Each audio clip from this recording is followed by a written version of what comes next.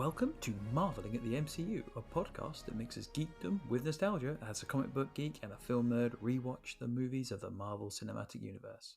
I'm Dave O'Hara and I'm the resident comic book geek. My name is Ollie Lewington and I'm a film nerd. Before we get started today, we'd love it if you just take a couple of minutes to rate and review the podcast in your favourite podcast app. It's a massive help as we try to keep growing this podcast. Today we're talking about The Eternals, which was first released in November 2021. It was directed by Chloe Zhao and written by Chloe Zhao, Patrick Burley, and by Ryan Firpo and Kaz Firpo, from a story by Ryan and Kaz Firpo.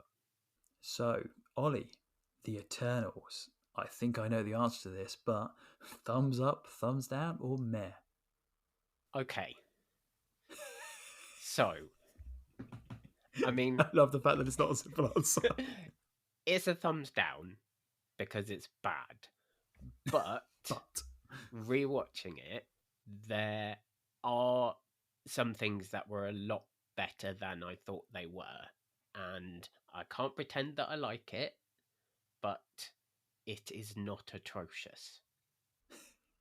And didn't help because you say pre-recording because you watched it with the director's commentary as well, so you got a bit more nuggets and insights into it. Yes, more insights, but I don't necessarily know that it makes the film a lot better. It's just better when you're listening to the director talk about it.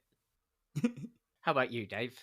Oh God, I mean, yeah, this was a tough one because I like the source material, and again, rewatching it, I didn't hate it. Like, it's definitely going. It's definitely at the very. I may change my mind as we go through watching when we're talking about the end, but I'll definitely go. It's absolutely 100% at least a meh kind of thing. Well, I mean, like fully committed there, Dave. I'm feeling committed to at least a meh. I just I mean, obviously we'll get into it as we go through, but I do still maintain that I think this would have been much better as a really cool high budget TV show where they're jumping around all the places and stuff and doing all the different time periods and finally ending up with the kind of finale rather than a film. But hey ho. Can I just check though that where you're clearly on the edge around a meh, is it meh to thumbs down? Yeah. Okay, Yeah. good. It's not. I was starting to get worried for you there. It's unlikely that I'm going to go. Actually, you know what? Thumbs up. Okay. I'm definitely not going to convince you it's going that way. No, it's more maintaining me on the meh level rather than dropping it and going, actually, no, I don't like it. Because, like, there are, as you said, there are stuff I like about this film. There genuinely is. But it feels like there are many things that worked against it, which means it didn't do as well as it should have. Yeah. And so I'll give it more of a chance. I gave it, I genuinely rewatched it again. And again, I'm not lying. There were things I was like, oh yeah, that's cool. And there were things I enjoyed. But so overall, I'm happy with the meh. We'll see if I drop down by the end of it. It's highly unlikely. See if I pull you down to my level, basically. Yeah, I was gonna say because we all know who the optimistic, positive one is, and and who isn't. Yes, we do.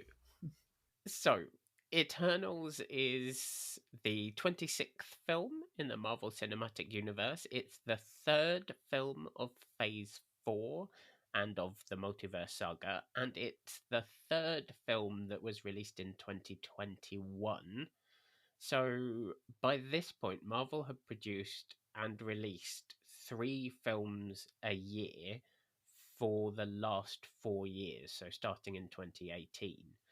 Which is not a comment on quantity versus quality. That's just, facts.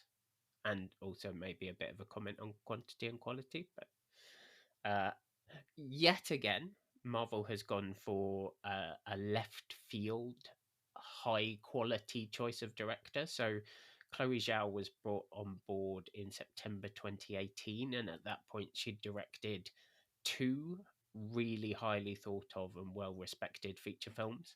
She was working on her third, and in fact, she split a lot of her time in pre production for The Eternals with time on set and editing Nomadland. She did eventually go on to win 2 Oscars for Nomadland, one for Best Picture and one for Best Director. I also want to touch on the cast for this film. So it's obviously, just by looking at them, literally visually, it's the most diverse cast of any of the Marvel films to date. So among just the Eternals, we're looking at actors from Korea, Mexico, Pakistan, as well as 2 African American actors, one of whom has a Mexican American parent as well, and one who has parents born in China. Plus, obviously, there's an Irishman and a Scotsman as well. Then there's also the representation within the cast. So we have Lauren Ridloff playing the MCU's first deaf superhero. I'm going to touch on her a little bit later when we get to it. And we have Brian Tyree Henry playing Fastos, who is the first openly gay character, and he shares the first kiss between men in the MCU. And then lastly, we do have to touch on the small matter of Gemma Chan, who, for the eagle-eyed viewers who can see her painted blue, you might recognize her as Minerva from Captain Marvel. So, although she appeared in Captain Marvel, Kevin Feige in particular felt like she was really underused, and they wanted to get her into a more substantial role in the future. I don't think anyone thought it would be this quick, but Chloe Zhao clearly loved her enough to put her in the lead here. And I do think that part of the reason it works is because Minerva is blue and has very different hair and Yes. everything else. She looks incredibly different. And I don't think you would necessarily think back to Captain Marvel and go immediately think, No, that you they're wouldn't. the It's same person. again like exactly as you say, because she's like blue. Yes. It's not the same as it's the same actress with a different hairstyle. She's completely different. Yeah. Yeah. For once with Marvel, and particularly some of the things we've talked about more recently, the development of the Eternals was actually pretty straightforward. It started in early 2018 when Kevin Feige decided on creating an Eternals movie to be part of Phase 4, and he set Ryan and Kaz Firpo to work on a screenplay. The goal that they were given was to kind of create something a bit like the first Guardians of the Galaxy movie, so specifically an ensemble film that doesn't cross over into any of the other stories at this point, and that introduces us to some unknown characters. In August and September of the same year, so 2018, Chloe Zhao campaigned really hard to come on board as director. She then set to work on her own version of the screenplay, which used the Firpo's story and several drafts of the screenplay as her launching point. And the last contribution to the script was made by Patrick Burley, who was brought in a few months before the shoot, where they felt the script wasn't quite in the right place. And he'd been part of the Marvel Writers Program, which is something we've touched on several times over the course of the MCU so far, of people who had been in the Writers Program are brought in to polish screenplays for some of the films in the MCU. Now, let's talk post production and the sort of weirdness that followed. So, I've been doing all of the usual research that I do for these episodes, but there is a big old missing chunk here. It's like a black hole of reliable information on what happened after the shoot. Here's what we know for certain. The shoot wrapped in early 2020, and visual effects work began pretty much straight away, albeit heavily impacted by the pandemic, obviously, as by that point, all of the vendors had started working remotely, which is obviously something that's going to slow down the process. The film's original release date was November 2020, but as we've talked about with Shang-Chi and Black Widow, as soon as Black Widow's release got shuffled back a couple of times, it impacted the rest of the Disney release dates, which included Shang-Chi and this film. But the second time the date shifted, when Black Widow went back to May 2021, I'm saying off the top of my head, when that happened, Marvel swapped the order of Shang-Chi and the Eternals. So Eternals was supposed to come first, but it swapped them round so that the Eternals got pushed back to November and Shang-Chi happened in July, August, I think, something like that. Again, off the top of my head, which seems to have dumped all of the information from previous episodes. It's just got rid of it because I don't need it anymore. Yeah, gone. So we also know Eternals had reshoots in November 2020, which was a year after its main shoot finished, which is really, really rare timing wise. Normally, you would do reshoots kind of a few months afterwards as the editing is happening. And we also know that editing was still happening in April 2021, which again is very, very late for a film that was supposed to be released 6 months before that and was still due to be released 6 months after this point. And finally, we know that during the course of post-production for this film, Chloe Zhao released Nomadland and then went on an extensive awards campaign that eventually led to her winning the 2 Oscars. Those are the facts of post-production. Here's the speculation part of it, which is, it feels to me like they had a lot more problems with this film than they had with some of the others in the MCU. Yeah. The delays to the reshoots, the incredibly long editing period, the 12-month shift of release date, the swap with Shang-Chi, all feel like they kind of point to something other than just the pandemic that made what was supposed to be an 18-month process from the start of production to the release date, like it ran almost a year late. Was it Chloe Zhao's involvement with editing and releasing Nomadland at the same time? Was it the time that she spent campaigning for awards? Was it issues with the visual effects or the visual effects timelines? Was it problems with the story and the need for reshoots? Honestly, I can't find any solid evidence to answer any of these, but it's interesting that whatever it was, it resulted in what I think is the worst film of the MCU up to this point.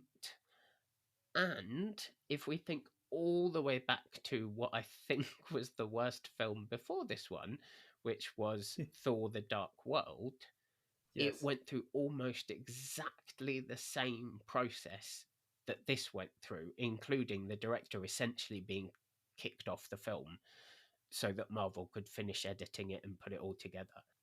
All of this is a very long way of saying I don't know what happened, but speculation is always fun.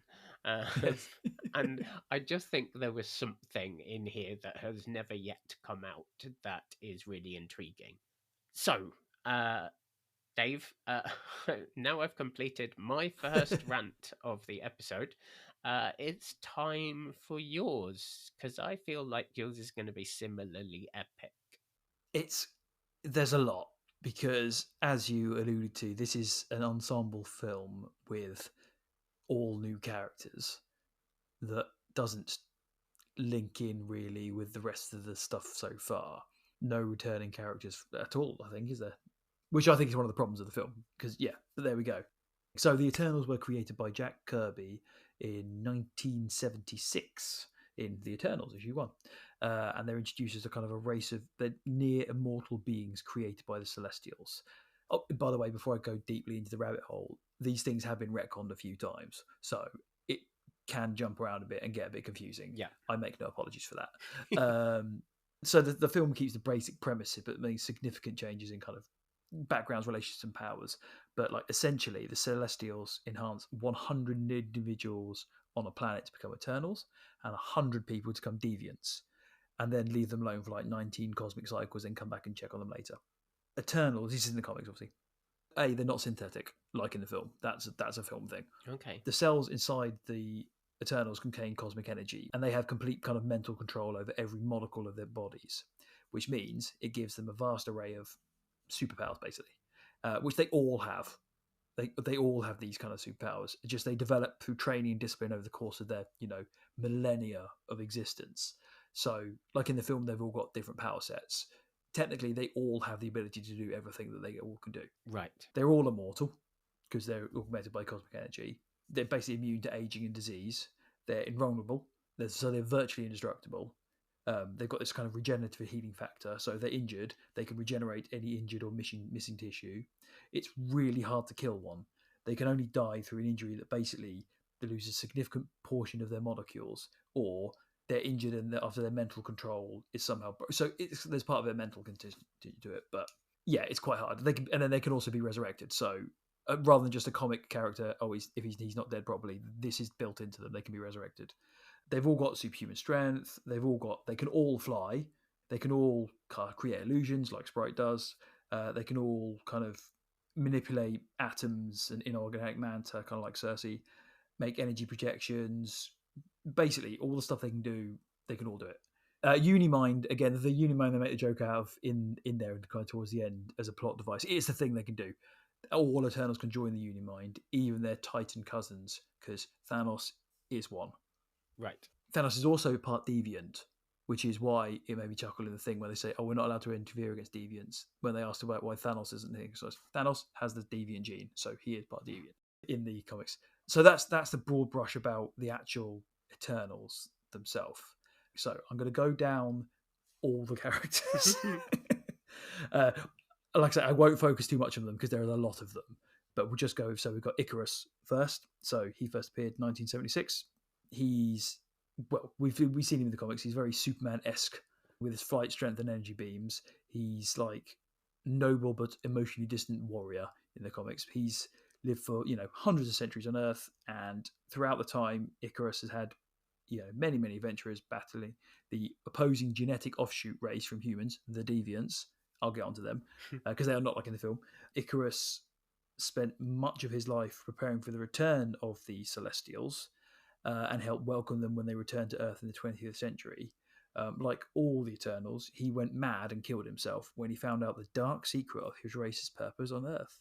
He was reborn later, and Icarus helped fight Thanos on like a few occasions. I suspect the question is going to come my way of what was the dark purpose of them. I will get onto that in a little bit. Okay. In fact, I'll get onto it now. Okay. So these things aren't in the film at all, but there is a kind of baddie called the Horde, which is related in the respect of basically they're like locusts in a nutshell, and they invade and consume planets. They got like a hive mind, so again, very buggy insecty thing, but big. So because it's a hive mind, they're kind of collectively treated as a big single entity. They're intelligent, and they are an all-powerful cosmic force, basically, in contrast to the Celestials, who are instruments of creation. So it's, again, a whole balance thing. Yeah. Without going to that rabbit hole, we'll move on to Cersei. So she first appeared in issue 3 of The Eternals in 1976, again. Social and flamboyant. She enjoys mingling with humans, which is pretty apparent in the film. So she's been an Avenger, kind of thing, in the 1990s. Matter manipulation powers and rebellious streak are kind of her signature thing, which again we kind of see in the film. So throughout the kind of millennia, Cersei's been involved with many historic events, which is, to be fair, one of the fun things about the Eternals. You can always drop them into a legend. Essentially, Cersei, yeah, so she's been popped up all the way, and she's normally accompanied by her long-term lover, which is Makkari, who's a man in the comics.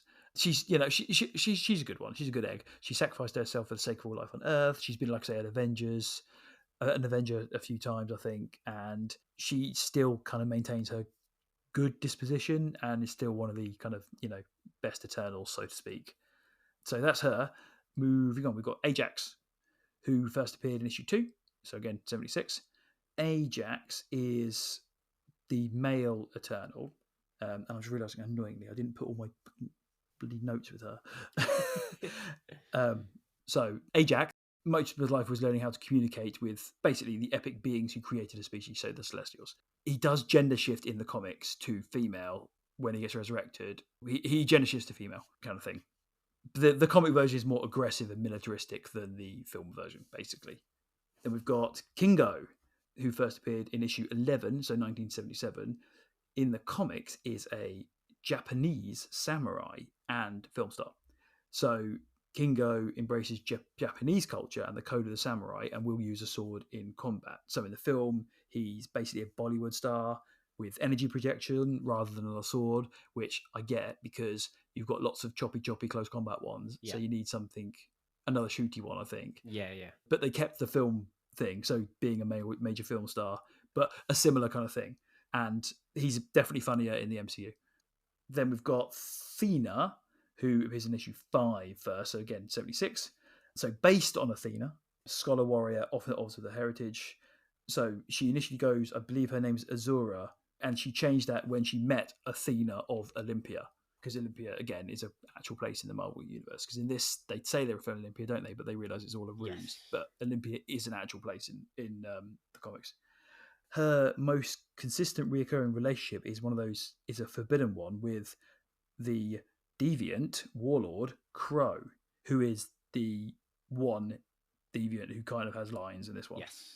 Yeah, so Athena was the Prime Eternal for a time, but stepped down to give it over to Icarus. But yeah, that's her kind of drama, I guess, that she's very pally, kind of partnered with a deviant. Right.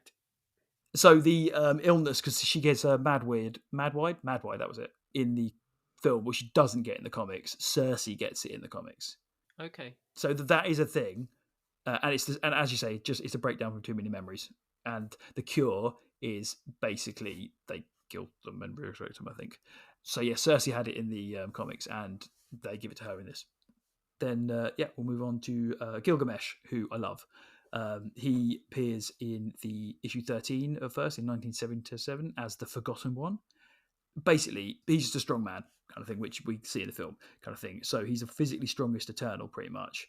He is a bit of a pariah with the other Eternals and prefers to spend time in human society instead. He spent many, many centuries adventuring around with Hercules and other famous figures from history. Basically, he's a bit of a powerhouse. Cool. He's a bit more nurturing in the MCU side, and they kind of limit his mythological connections, but he's all over the place. Then we've got Makkari, who first appeared in Red Raven Comics issue 1, 1940. So really early. Yeah, as Hurricane. Right. Yeah, so he appeared in 1940. Then he was reintroduced as Makkari in the Eternals issue 5, 1976. Ah. So yeah. So in the comics, he's a male speedster with a kind of fascination for human advancement. So he was a male for most of his life, and he spent much time kind of helping humanity prosper in like ancient Egypt and Greece. During World War II, he had many adventures under the name Hurricane. So he's one of those old school ones. 21st century, after having his memories erased, which we'll get onto, by Sprite, basically. Makkari was chosen by the Dreaming Celestial to be the Celestial's single point of contact with the Eternals, which pissed off Ajax quite a lot, because his whole thing was communications and communicating with the Celestials, and then he gets basically one-upped by Makkari. Kind of thing. So he proper hates him for it. One job. Basically that's it. And then Makkari then gender shifts after the death of the Tiamat kind of thing, and spends all of kind of her now resources trying to reach the dead Celestial, but she was unsuccessful and then lost her speech and hearing in the process. So that links into what they did in the film. Yeah, that makes a lot of sense. So it's not just representation for representation's sake. For the It's sake, no, that there actually is a there is a grounding for it in the comic. there is scope for it, basically, kind of thing. It's not just let's make this person deaf. But yeah, there we go. So we've got Fastus next, who first appeared in Eternals issue 1. He is the inventor, basically. Inventor and engineer, kind of background support. You know, in the comics, the little's been really revealed about his past. As in the film, he's a master kind of technologist. There you go. For the Eternals of Earth, and he creates weapons and inventions for them. He gets expanded in the MCU by giving a family life, which isn't in the comics. Although he is married in the comics, so I don't think he's gay in the comics. Then we've got Sprite, who is, again, a boy in the comics. He's very much mischievous Eternal, trapped in the child's body, which is similar. He, at one stage, wiped all the other Eternals' memories because he's a bit of a dick. He's a bit of a tricky kind of thing. Yeah, and it was part of a malevolent... It's kind of part of a trickster plan to... Oh, what was it? It was erasing all the memories. It basically was trying to grant himself the ability to grow up. So again, like in the film, which I get it. It's like when reading fables and stuff, and you've got Pinocchio, who's been, the curse was lifted and he was turned into a real boy by the blue fairy. But the very specific wording of the thing was he stays a boy. Mm-hmm. So even though he's like millennia old, he can never grow up past being a boy. Yeah, and it really frustrates him. But essentially, he was male. And yeah, he caused all kinds of ruckus kind of thing. So his plan was thwarted. He was executed for it. When he was reborn, he changed to a female. So again, this happens a lot. And then he was kind of imprisoned without memories of the transgressions. So when eventually she was deemed fit to rejoin society, she was put under the care of Icarus, who made sure she stayed in line. So basically, again, the gender swap thing, it happens in the comics. It's not a problem. But the way she acts in the film as well is fairly consistent. Then there's Druig, who hilariously I forgot when I was first doing this, so I now have to jump around because there's so many. He is a proper bellend in the comics. He nice, nice. Yeah, he really is. He was has all the eternal powers kind of thing. He's very power hungry, and he's always one of the kind of oppositions in the Eternals. He always tries to usurp power and control them and stuff like that. He double crosses them many times over the centuries to assert dominance, helping like characters and organizations such as Genghis Khan's Mongol army, the Russian KGB, and even Thanos. However, each of this time with these factions ends with him betraying them as well to further his own goals. So he's never an outright villain, but he's sort of he sounds a little bit Loki. Yeah, he's a little bit Eternal Loki kind of thing. So he's power hungry, manipulative. He's often cruel, but not without intelligence. So yeah, there you go. He's a bit bad. The Celestials. I'll quickly go them. Cosmic gods, basically. Created the Eternals, created the Deviants, seeded life across the universe, key players in Marvel's cosmic lore. We've seen them a few times in the films already. We have the head at Note for Nowhere. Yep. We've seen him in fact, in Guardians again, the first one with them wielding the Power Stone, purple one. Yeah. Power Stone? No, yeah. Anyway, that one. So yeah, we've seen the Celestials. Yeah. In the comics, they're more mysterious and less concerned with timelines or emergence and stuff like that. That's kind of a film thing. But they look pretty similar, and Areshem looks pretty much like that. But yeah, they've kind of introduced the emergence thing as it's a bit of a film thing. Deviants. So they first appeared in Eternals issue 1, and they were created alongside the Eternals by the Celestials. They are very mutation prone and antagonistic towards humans and Eternals. Not inherently evil. They're basically, if you think of X-Men, they're like the Morlocks. I do not know who they are. Oh, brilliant. That's education for you later. To quote one of the Deviants, we are two of the changing people. That's what we call ourselves anyway. You Eternals have your own name for us. Deviants, mongrels, subhumans, scum. We prefer changing people. It emphasizes our diversity, and we're just about as diverse as you can get. So they are not mindless beasts, basically. They are like, alternative Eternals, but they are very much more... They look, whereas all the Eternals look human. Yeah. They don't. kind of thing. So like it's like looking at man apes and things like that, and they're all kinds of shapes and sizes and stuff like that.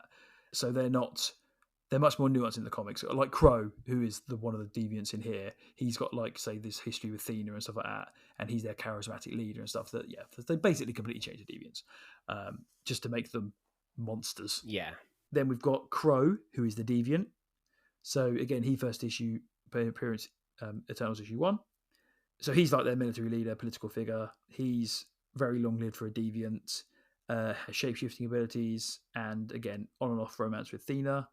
He's portrayed, obviously, in the film by CGI and voiced by old Bill Skarsgård. How can I pronounce it? Is that right? Skarsgård. Damn it. I'm so wrong. I'm so rubbish.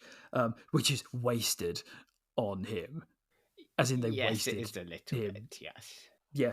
In the comics, he's like a devil-like figure, but basically they changed him massively for the film. He's just like a baddie in this. Yeah. Then we've got Areshem, the judge. So this is the Celestial. He first appeared Eternals issue 2. So he's one of the Celestials responsible for judging, which comes up right at the end, whether a planet's civilization deserves to survive. So he presides over their experiments, and he rarely speaks in the comics. He speaks quite a lot in this, and his judgments are absolute. And he's definitely a case of he will stand there with his thumb up, thumb down, whether he judges a world. And the funny thing about the Celestials, which I'm going to slightly digress on, is because this is the multiverse saga. And hilariously, you don't really think there's much multiversing going on in this. Whereas actually, the Celestials themselves exist across the multiverse. Mm-hmm. As in, not like, say, all the different versions of Wolverine, who are, like in Deadpool, they're all different. Yeah. In the Celestials are the same. So they're the aspect of them in each reality. So they're all linked. So they actually know in each reality. So there is basically one of each Celestial. Even they look an different. Infinite number across the multiverse. Yes. They're infinite aspects of the same Celestial. Yep.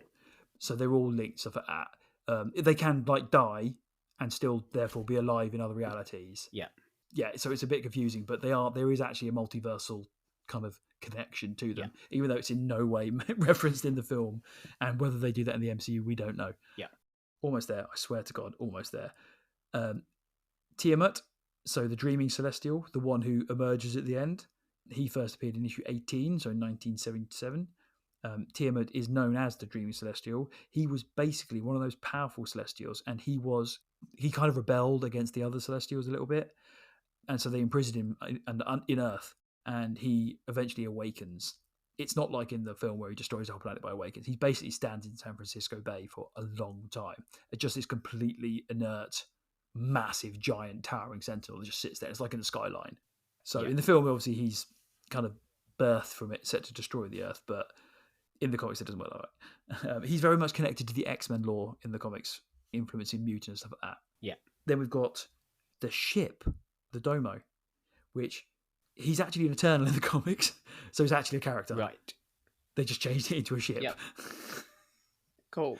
He's like a data archivist and administrator for Olympia. So he's a background character, but they basically took that character and turned it into the ship. So very random. Cool. As you do. Yeah. Yeah, exactly. So that's the difference. I do like how it's very like Space Odyssey 2099 at the start with the kind of, it looks a bit like monolithic. Yeah. And like in the film, the internal kind of UI and design feels very Kirby-esque, who designed it, kind of thing. Yes. Playing tribute to that. But there you go, that epic breakdown of so many characters. There are a lot, which I think sort of speaks to part of the problem with this film, in that there are just so many brand new characters out of nowhere. It's a lot to put in. Absolutely. Yeah. Awesome. All right then. There you go. Should we get into our breakdown? I don't know, I've lost the wheel now because we've been talking for quite a long time and we haven't even got to the actual film. Hashtag editing. Which is funny. I was going to say, editing, this is going to be fun. It's going to sound like we've only been talking for 2 minutes. I don't think even I'm that good. No. So we start with a nice opening crawl, which is the first one since Dark World, to give us a bit of a flavor text explaining the origin of the Celestials, the Eternals, and the Deviants. Yep, hate this. We've already started. Just don't like it. It's just stupid. Especially the one mission changed them, which sounds like a trailer. So, on a ship in space, we find the Eternals being woken up. So we focus first on Ajax, played by Salma Hayek. Again, Steve's laughing at me. I know he is. I just can't pronounce names. I just can't do it. I'm rubbish. You can do it again if you want. Nope, fine. I'll leave it in. Why fight it? Yeah, so she's woken up first, then everyone else. So we get to Cersei by Gemma Chan and Icarus by Richard Madden introduce themselves to each other. It's 5000 BC in Mesopotamia. There you go. See, the other thing is, I read it, I know exactly how it sounds, but I'm just really bad at putting it into words. It's the communication between your brain saying, it's this word, and your mouth saying, no, it's this one. Yes, and it just doesn't happen. But essentially, a fisherman gets eaten by a giant deviant, and before the kid gets killed, Icarus shows up and fights it off with his Superman eye beams. Yes. Then we get Makkari's introduction, played by Lauren Ridloff, who saves the kid again, poor kid, in a different way. So super speed. Basically, we get a kind of showcase of all their powers. Then, because Kingo's next, played by Kumail Nanjiani. We literally pronounced this 2 seconds ago. Well, pause it. Kumail Nanjiani. Literally, he's even spelt it out phonetically for me on the thing, and I could not do it because I'm rubbish. But he finger guns some deviants. Hate that. Then, do you hate that as well? It's just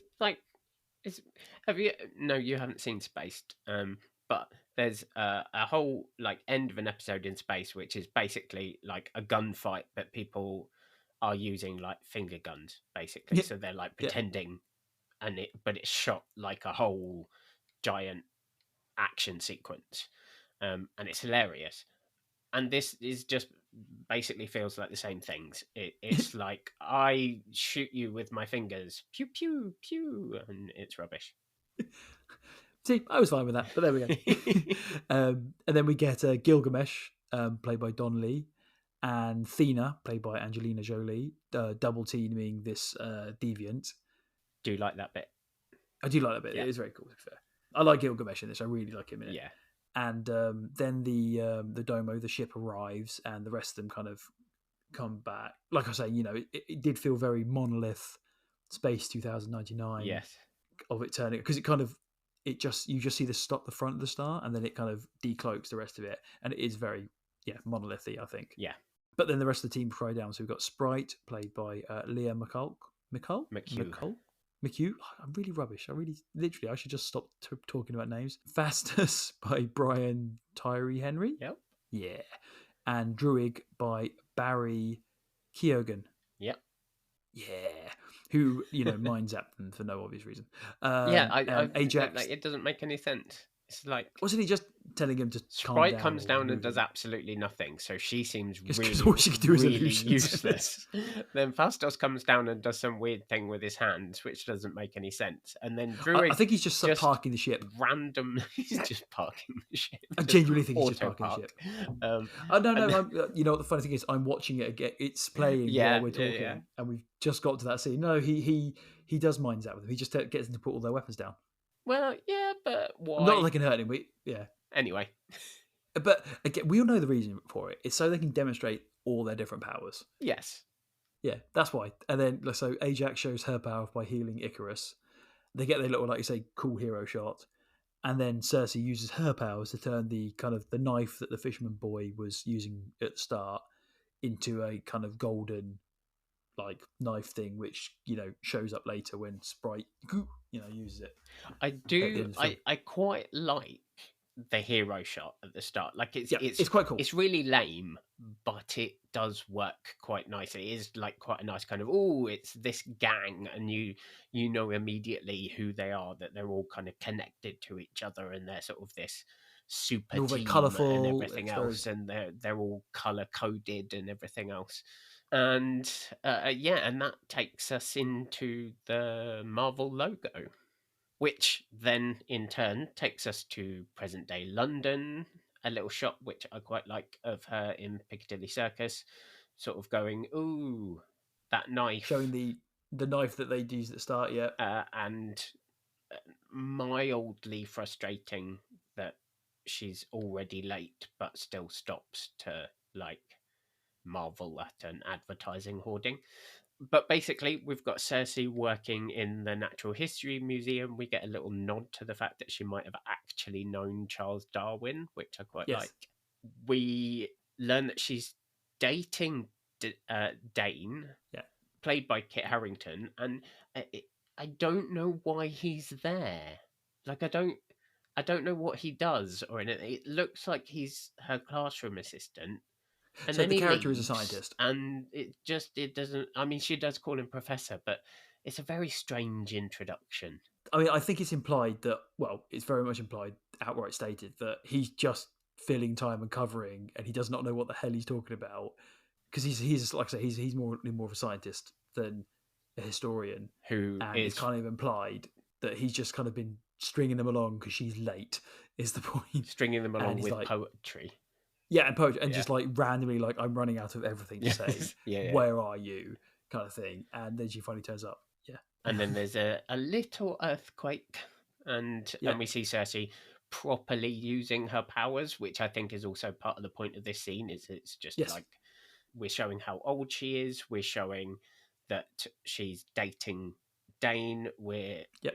showing that she has powers that can do lots of different things to matter. It's not just turning a crappy knife into a good knife kind of Yes. thing. And then that takes us into Dane's birthday party, where Yep. we get an introduction both to Sprite using her illusions, but also starting to lay that storyline of she gets treated like a child, even though she's Yes. thousands of years old, because Yes. none of them ever age. Age. Yes. And Exactly. that's really difficult for her. So we see So she gets Dane Cersei, gets his ring. yeah, getting a ring, which makes a lot more sense to me now you've explained who he is. Yes. Yes. And the fact that Again, I there's think a that's a nice ring little. with a family crest from the Middle Ages. It's like, oh Yep. yeah, okay, yeah. Which is a nice touch in the respect of, you could take that both ways. It's either implying, because she says, "Oh, it's from your family crest of the Middle Ages," but because she could quite easily have been there. Yes, yeah. Which is So like his point of this must have cost you a fortune, and you kind of thinking like, did it, or did she just have it in her pocket waiting that's to meet a nice guy? yeah, that's exactly it. But yeah, but also, like I say, the deeper knowledge is, oh, it's got my family crest. Oh, that's Black Knight. Awesome. Yeah. Kind of thing. Yeah. And then he sort of takes the piss a little bit and like says, "Oh, you must be like thousands of years old," in a way that sort of feels half serious. Yeah, And then like he's fishing. And yeah, exactly. Fishing is exactly the right description. And then it turns out Sprite is just straight up telling him the truth. Yeah. It's just going like, yeah, no, she's 1,000 years old. She dated someone for centuries and broke up with him 100 years ago and all that kind of stuff.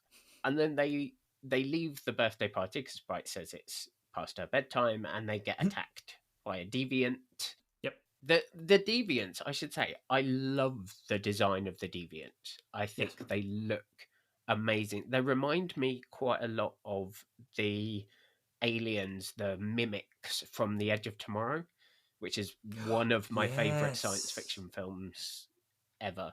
I love that film, and they've got a very similar sort of flowing, twisty kind of vibe to them, and like illuminating from the inside and all these different things. Like, I really like how they've designed them and what they look like. And it has to be said, for all of the things I really dislike in this film, the vast majority of the visual effects in this film are stunning. Yeah. The deviants look absolutely incredible, and even the kind of little tiny bits of CGI are so impressive. I really do love it, and I feel like I should say that up front because I'm normally Credit where dumping credit's on due. things so much. Yeah. Although I might be That's true. We've got front to try loading and my praise a little bit too much, so yeah, I'll like try I to like all sprinkle their it. I like all the effects with how they use their powers. Yes, Yeah, Yeah, that's true. it just looks really good. But yeah, So we get a little action sequence of Cersei and Sprite kind of telling Dane to just, stand to one side while they sort stuff out. Sprite uses some illusions, which sort of shows us that actually her illusions can be important. They're yes. not just like party trick things, that she can serve a good and useful purpose to the team, not just like, hey, you can do pretty pictures. And then obviously in the middle of it, Icarus arrives and kind of helps properly fight it off. Yep. They don't kill it. They see it heal itself, which apparently it's never done before, Yeah. and it legs it. And then Cersei kind of has to explain to Dane what's going on, which also serves as an opportunity to explain why, if there are these super powerful people who have been Here since the dawn of time. part of the world for centuries or millennia, why they didn't get involved in defeating Thanos. That sort of comes to a head with her basically saying, like, we're just waiting to be told that we can go home, which is why they're sort of not doing anything in particular. They're just hanging around and teaching and stuff. We get a very quick little scene back at the flat, so Cersei and Sprite's flat, where we hear that the earthquakes have happened everywhere on a news broadcast, which, everyone knows that if there's a news broadcast, you need to pay attention to what's being said on it, because we're listening to it at the exact right moment that we need to be listening to it. Yep, the news is always on. And we also learned that not only have the deviants not always been able to heal themselves, they've never attacked the Eternals before. They only ever attacked They just humans. go for the humans. Yeah. And then we're into the next thing I really don't like about this film. What, all the flashbacks? Yes. I mean, I don't mind this. This is why I think this would have worked better in a TV thing, because you could have done an episode in 575 BC Babylon. Yeah. Where you get them, and you could then you could jump back to the present day, but then that's why I think it would have been great in something like a 10 episode or whatever. All these characters not changing, but appearing in all these massively different settings, and you can have a bit of fun with the mythology type of things and stuff like that. Yeah, I think that's true. I think part of why I struggle with this a bit more is, in the last episode on Shang-Chi, we were talking about the fact that I don't like flashbacks woven into narratives, but Shang-Chi does it so well. In every single flashback develops the characters, and every time you go back, you see things in a different light. Yes. And actually, with this, you don't see things any differently. You just get a different chapter of their evolution or their lifetime, essentially. And that's the stuff I'm just never that interested in. Yeah. And I understand why they've done it, and I understand the purpose of it. I just don't like it. Which is a shame, because a lot of the film is going to be flashbacks, which probably doesn't help things. Yes, there are a lot, yes. But we end up back in, like I was just saying, 575 Babylon, BC Babylon, and they're all the fighting one Eternals are taking on another giant deviant together. Ajak convenes with Areshem, who's voiced by David Kay, and he tells her not to come attached to the plane, even though she's noticed something special in humans. I love Areshem's voice in this. It's very celestial-y. Yes. And you can imagine, I didn't see this in the cinema, I saw it at home, but you can imagine it booming and vibrating everything in a cinema. Yeah, again, I didn't see it in the cinema, so I suspect actually that would have been, it may have even helped really get into it, but hey-ho. So on board the Domo, Fastius has designed his steam engine for the humans, but, Sprite and Durg, take the piss because it's too advanced, so he just brings up a plough. Yes. Yeah, and I love that disappointment in his voice. It's like, or you can have a plough. It helps people plough. Yeah, that's all it does. And at the gathering that night, we see Sprite entertaining people with stories and illusions. Athena having no interest in parties and just wants to fight. we get a nice little scene with Makkari trying to trade with two men for an emerald tablet. She's told it's a myth, and that's when we learn she senses So vibrations, and that's how she can. this is my Great, problem with Makkari in this go film. on. This is where I feel like Marvel massively let down the deaf community. Yeah, Because basically what they say in this film is I'm deaf and mute and I have to communicate through sign language, but it's okay because I can actually understand everything you're saying through vibration. yeah, And it's like, well, you're not really deaf then, are you? Because if she can sense everything that they're saying and understand when they're whispering to each other and everything else, actually she almost has superhuman hearing rather than being deaf. no hearing. Yeah, And I'm really uncomfortable with that. It feels like they've just tried to find a way of making sure they don't have to have people doing ASL in every single scene. And then for the rest of the movie, they just sort of randomly sprinkle in literally a few words of ASL into conversations, unless she is speaking, in which case she speaks with ASL and they subtitle it. And I just really dislike it. I think if you're going to feature a deaf character, make them properly deaf so that we can understand the challenges that they live with. Don't pretend that they're deaf, but then say basically they can hear, so it's fine. see, that didn't bother me. I think I didn't pick up on because I guess because in my head they're also superhuman. They're not deaf because they're superhuman, and that's why I didn't get bugged by it. If that makes sense, because I know it's super. I know it's not an actual, as you say, deaf person. Yeah, But I see your thing because I liked all the ASL in it. when you're using an actress who is deaf, Yeah. it feels disrespectful to me Okay. to dismiss it so quickly and so easily right off the bat. I'd have liked to see them not do it at all, but if they were Yeah. going to do it, I'd have liked to see them at least give her a few scenes where everything she says has to be interpreted and she has to have it interpreted back or something. Yeah, I'm not a fan. But we then get Druig breaking up a fight and Makkari kind of saying we're not supposed to intervene in human conflict, and then Icarus goes to see Ajax and basically says, I really fancy Cersei, is it all right Yeah. if I have a go? Is it all right if we hook up? Yeah. Which is weird. They have a little courtship while she's sort of helping the locals, so we see that she's like properly embedding herself with the locals. Then they have this weird sex scene, which Yeah. felt like It's it very didn't weird. fit in a Marvel movie, like Yeah. Yeah. It's very weird. lying Very weird. naked on the floor and everything. It's no, not for me. And then we skip forward to 400 AD. So they've When they get married. been Yeah. courting for what, 800 years, 800 years. I think 900 is it years at five this seven? point. Yeah. And they Five get married, nine. which, I mean, I thought I had a long engagement, but that is a long time. And they're now in the Gupta Empire in India.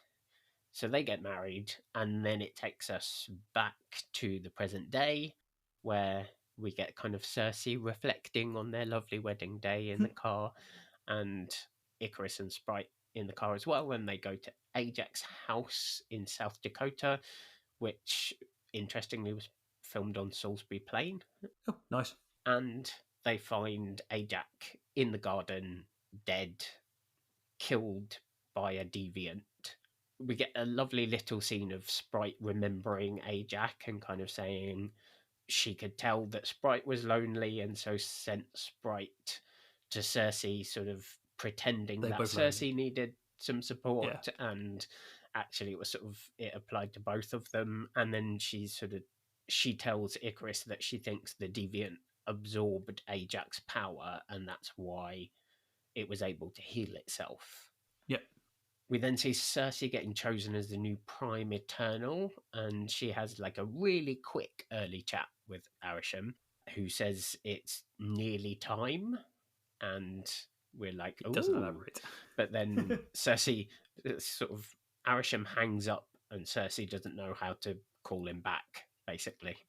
And Icarus worries in this first indication that Icarus might not be who he says he is, I think. Yeah. It makes me feel a little bit uncomfortable watching it the first time round, and second time round he's just full on gaslighting her and saying like, no, I think you might have this thing that's, I mean, the way it sounds is mad weary, but yeah, mad weary, that's right. Which just sounds stupid. It's a 1970s comic book. It makes a lot more sense when you see it written down, which is MAHD, so Mard is what I would say, and WY apostrophe RY. And so to me, I'd have said it's like Mard weary, but the way they say it sounds like mad weary, which just makes you sound like you're really fed up of being angry. So anyway, we go into a flashback that takes us to 1521 AD.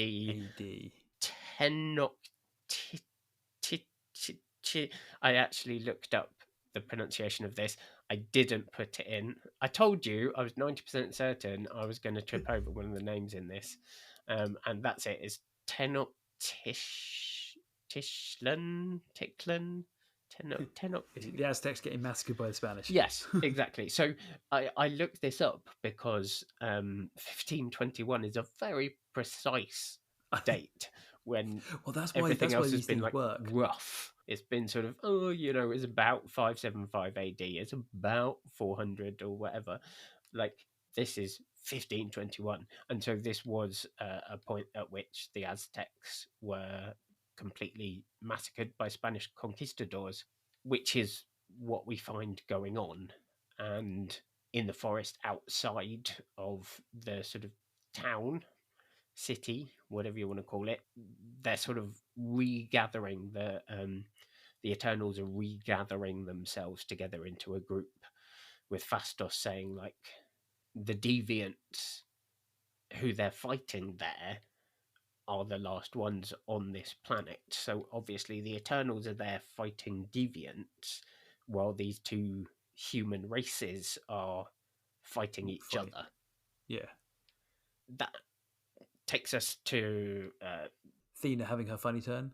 Well, just a little bit before that, Druig of course, tries to intervene because he can see that there's this genocide happening. Like it's not a combat; it's a genocide. As you say, it's a massacre. And he's like, "We've let this go too far now. The humans have advanced to a point where their weapons are too advanced, powerful, which obviously will come round again a little bit later. And surely it's not okay for them to just let this happen." And Ajax won't listen to it and is just like, no, you can't get involved. Sorry. That's when Athena has her little funny turn and tries to attack them all. And it shows us a little bit. We don't get to see a lot of Athena in this film, but they do a very good job of every time we see her, we get an idea of who she is. And particularly this time, we see just how crazy good she is as a warrior, that if Gilgamesh hadn't knocked her out, there's a good chance she could have killed several of them in the middle of that. And it was only Gilgamesh who managed to take her down. To take her down. Even Ajax wasn't strong enough to fight her. But then we get the info dump on what Mad Weary is, how the mind, fractures under the weight of the memories, and the only cure being erase them all, and then she'll forget everything, which obviously Athena doesn't want. I mean, Druig has had enough of trusting Ajax and watching. He's getting sick of watching the humans kill each other, and he doesn't think that they're actually helping build the better world. So he just takes control, just stops everyone fighting, and just leaves. Says, the only way you're going to stop me is by killing me, and just goes. Yeah, and then Gilgamesh kind of basically says, I'll take responsibility of Athena. He prepared that he may have to kill her one day, and then Ajax basically lets everyone go on their own way. Almost like, I think this is the last time they're all together technically at the same time. Yeah, I think that's right. Yeah. And it's slightly weird that Druig has a bit of a strop and Ajax just goes, Yeah, yeah, you whatever. should probably all just go away. Yeah, I mean, there is something, I guess, of like the den mother about her, and you know, at some point, parents have to let their children go, and I think she sees that and actually the from seeds of discord have been sown, I yeah, suppose. so if they stay together too long, there could be more fallout. So just let them all do their own thing. The planet's big enough, from her point of view, the deviants are all dead. So now they're just killing time until obviously she knows the emergence is going to come. So off you go, Yes, basically. yes, and I suppose she can't risk them sort of all starting to agree with each other and trying to get on top of the human race and not let Yes, things yes. happen So and all the rest of it. She needs them to keep developing. Plus, I suppose you could argue that assuming at this point, although we haven't seen it, assuming they have killed all of the deviants at this point, there's no reason for them to stay together because, as far as no, they know, there's nothing else for them to kill. yeah, They yeah, have exactly. become the apex predators of the planet, if you will. Yeah, so they just need to now just shuffle off and, like I say, kill time basically until they, in theory, go home. Yes. And I guess also, at least with all the flashbacks, the fact that we can still keep seeing Ajax, Yes. Yeah, that's even true. though she's died, then we jump back forward to the old present day, and we're in Mumbai now. So Icarus, Cersei, and Sprite find Kingo on the set of his latest Bollywood movie, which I love, by the way. The It's Legend called of The Legend of Icarus. Icarus, and Yeah. he's kind of dressed in an Icarus style. And we meet it's Karun, isn't it? Yeah. Harish Patel, who his little valet basically, who knows all about the Eternals, which is hilarious. Yes. And he convinces King, because Kingo's not like up for it Yes. really, but Karen convinces King to go with with a line from one of his movies. Yeah, yeah. And then we're on his private jet, and this is where a bit of the comic relief comes in because he's shooting the documentary about, and it's also quite good because this is, again, it's a way of plot dumping, explaining things for the audience when all the Eternals know fully well these things, but they can use Quran as as you say, the audience, so he can explain stuff too. But basically, they're shooting a documentary about the Eternals. He explains that he's been pretending to be, he explains the whole how he's got away with not aging by being great grandfather, granddad, father, son, that kind of thing, the whole generations. Yeah. And find out that they used to live with, he used to be with Sprite, but they kept moving every 5 years because obviously they don't age. Yes. Yes. But yeah, which is fair enough. He wishes they had stayed together, basically.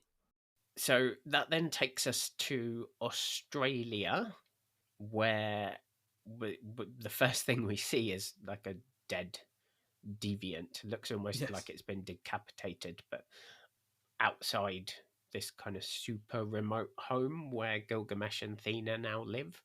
And Gilgamesh comes out as like he's been built up by Kingo as this huge important person, and he comes out like dressed in his little chef's apron and like cooking for everyone.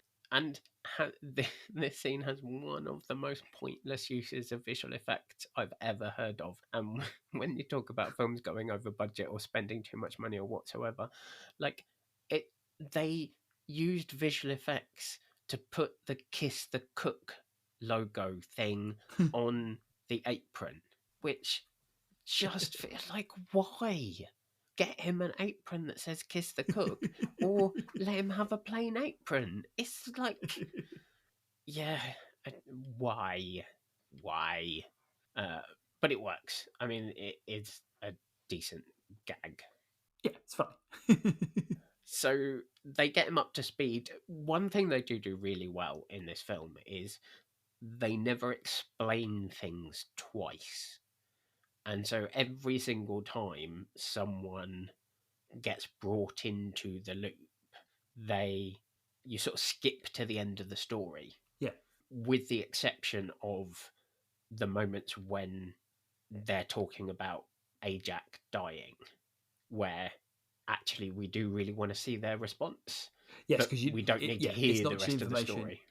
it's the emotional connection Exactly. that you need to see. Yeah. So they catch him up, then they go to see Thena, who attacks them, and she starts talking about Centauri 6 being destroyed, Yep. which the first time you see it doesn't really mean anything, and then the second time you see it, you're like, oh, so actually she's not crazy. She's actually remembering stuff that happened before. In her previous, yeah. And then we get Sprite doing some illusions to make her think she's back on their ship to kind of help her remember and calm down again. And then we get this whole stupid thing of like, they have their version of the Silent Night that Nat does with Hulk, of like, touch With my Hulk. hand and Yeah. remember. And it's like, oh, for goodness sake. Then we kind of go back inside. They have this lovely family dinner. And it's very family-like, isn't it? Yes. Because they're all taking the mick of each other. Yeah, it's kind of all going around, and there's the spit beer, which is real, is a real thing. Yeah. Yeah. And I also would not want to drink it. Yeah, no, it's funny. And then we get info dump as well, don't we, about Gilgamesh talking to Cersei and helps her connect to Areshem. And then we get now Areshem explains the mission about how Earth is the host of the celestial Tiamat, which gets its energy from human population, which has now reached critical mass. Essentially, there's enough sentient life on the planet that it's powered it up, kind of thing. And the emergence of the celestial coming out of its egg, of its Earth egg. Yes. They use this energy to create new galaxies, which keeps the universe alive. And it's kind of revealed now that they've helped with lots of these emergences, that the home planet is basically a fiction, and they're just robots from the kind of world forge, and their memories are erased after each emergence, and then when they're sent to the new planet. Hence why Athena can still remember stuff, because the process didn't work obviously properly on her. Yeah. Deviance being the kind of first draft of the Eternals to clear planets to allow for intelligent life to grow, but it didn't work, because then they started attacking the kind of intelligent life. Yes. And the Eternals are designed never to evolve. They're supposed to lock as they are. And weirdly, Gemma Chan has played a robot before as well. She was in a Channel 4 drama called Humans. She's very versatile. And yes, she does robot good. She does robot good. I lost track of the middle of that sentence. Oh, I lost track of words. But yeah, Cersei then tells the rest of them that she wants to try and delay the emergence until they can work out how Tiamat can be born without destroying the world, because she's grown really fond of the old humans, and Dane particularly. Yeah, particularly, exactly. But yes, like, we know that she's well connected to humans from the very beginning. So they next on their massive world tour go to the Amazon, where we Amazon find in inverted commas. Yeah, sorry. The I cannot stand this. I cannot stand. It's a wood at best. Like, it's not even a forest, let alone a rainforest. Like, either go somewhere that looks like the Amazon, or don't call it the Amazon. Just say it's a forest. It's just, I mean, it looks like a scene from Robin Hood, not from somewhere in the Amazon. And yeah, it just wound me up. I'm like, it's so far away from the Amazon, it's not even funny. But in this location, they find a peaceful little community that Droog is ruling over. Yes, and Robin of Locksley. Yes. But yeah, so they skip to the end of the story, and he thinks humanity deserves to be destroyed, so he's not fussed. And Karam smashes his camera. Gilgamesh and Athena have their little heart-to-heart moment, and Kingo compares them to Peter Pan and the Lost Boys, which is funny, seeing that Sprite is in love with Icarus. Yeah, I love that little moment. It is one of those pieces that I really like, is just that. It's probably only like a 60-second scene, isn't it, between Kingo and Sprite, and just the fact that Kingo can see Sprite so clearly and understands what she's dealing with, and the fact that it's something that's never going to happen. It's a classic tale of unrequited love. Yep. And then there's the lovely button on the end of it where Sprite just grabs Karun's backup camera and smashes that. I love how that's the ongoing joke that he's got so many cameras on him. And then, Cersei tries to get Dane to make peace with his uncle, but can't tell him why, which is funny. And that would worry me. Like, yeah, Icarus is worried Areshem will find out what Cersei's trying to do. And he says, bit of foreboding, says he can't protect her. And he's about to tell her something important when the four deviants attack. Yeah, Kingo beats one, Icarus kills the other. Yeah, and eventually Cersei phases one metamorphoses one into a tree, which she's never done before, which is a key one, because she can't affect like an organic matter, or she couldn't affect organic matter. And then the final big one kills Gilgamesh, which I'm very sad about because I genuinely loved him in this, and takes all of his powers and kind of starts evolving, becoming more human, and starts talking, voiced by old Bill. Old Bill Skarsgård.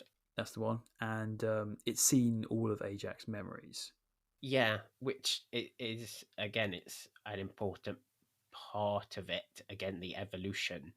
It starts talking and suddenly can explain that it's seen what Ajax has seen and is like, yeah, you guys crazy.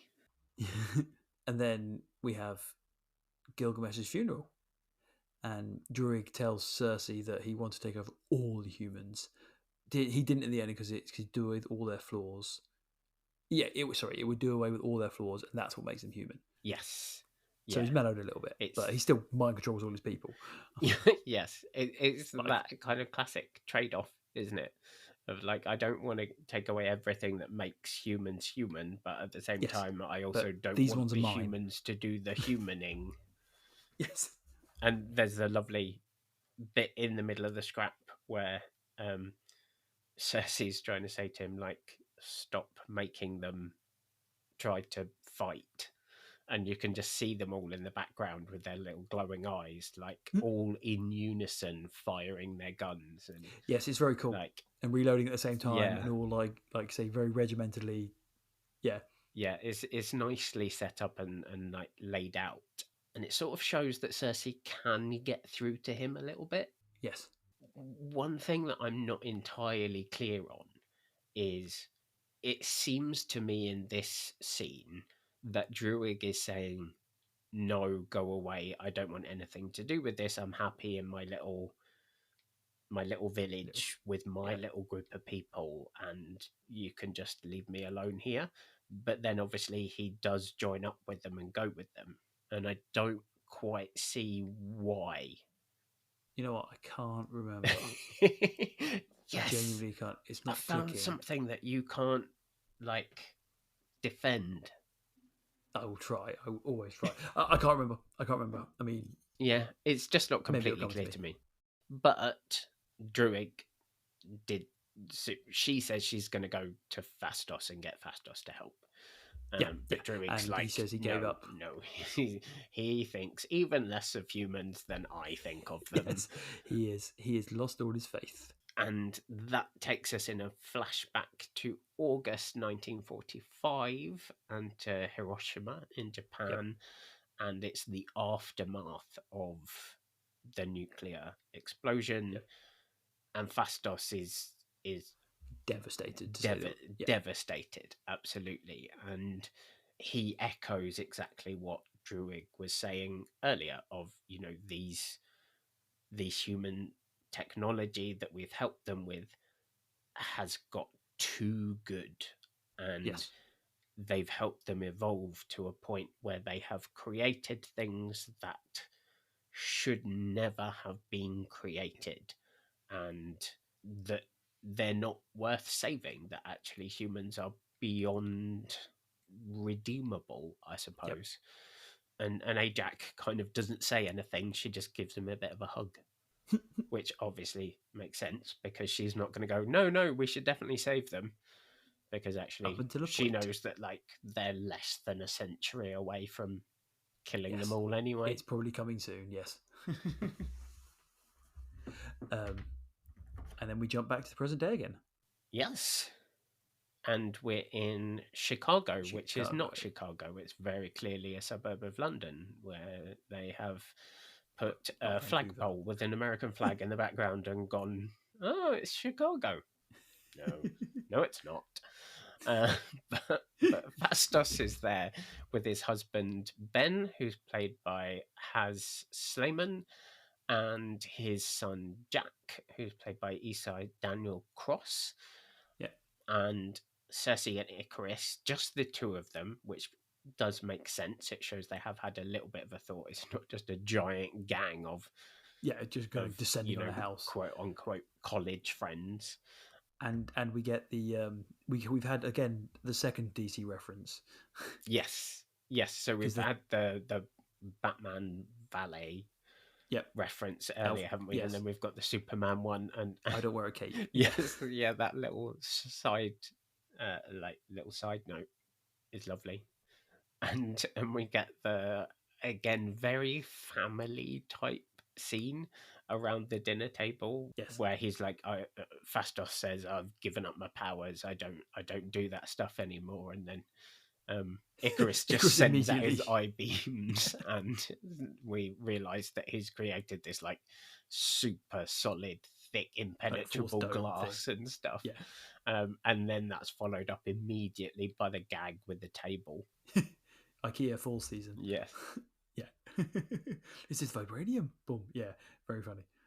And we get a nice little goodbye montage, a very small goodbye montage of like a few shots, but I quite like the fact that it's set to a song called "The End of the World," which obviously makes a lot of sense because very much. The world is ending and stuff. That song's by Skeeter Davis. Never knew it was by anyone in particular, less so someone called Skeeter. Didn't even know that Skeeter was a proper name. But after this, we're on our next stop in our whistle stop tour. We're off to Iraq, where the gang dig up the ship, the Domo, to start their plan. And if you look carefully, as the Domo comes out from the ground, you can see the remains of Babylon. Underneath. So from where we saw that the Domo was in sort of buried underneath the main sort of palace of Babylon, which is where Ajak kind of lived. And so you can kind of see the remains of that in the background as it lifts up. Which is very clever. Yes. It's a good attention to detail. And then but we see Makkari, who's clearly just been chilling out on the ship. I don't know why, but and speed reading books, which makes you feel like there must be a lot of books there. I'm going to assume that she nips out every now because and again, she's super fast, so she could probably run around the world, get like say her new books, and then go back and speed read. I assume she goes out because otherwise, also for a speedster, time must be a weird thing. Yes.